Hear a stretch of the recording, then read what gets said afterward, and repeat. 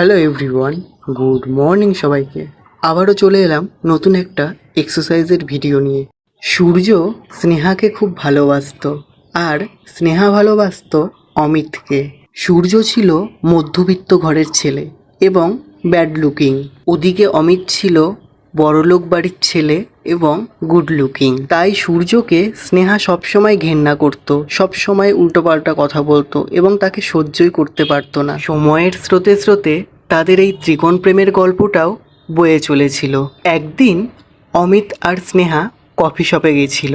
Coffee shop থেকে বেরোনোর সময় হঠাৎ উল্টো দিক থেকে একটি গাড়ি এসে স্নেহাকে ধাক্কা দেয়, কিন্তু সেখানে অমিত সেই অবস্থায় স্নেহাকে রেখে পালিয়ে যায়। অপর দিক থেকে হঠাৎই সূর্য চলে আসে এবং স্নেহাকে উদ্ধার করে। তারপর স্নেহাকে আস্তে আস্তে সুস্থ করে তোলে এবং তারা দুজন ভালোবাসতে শুরু করে।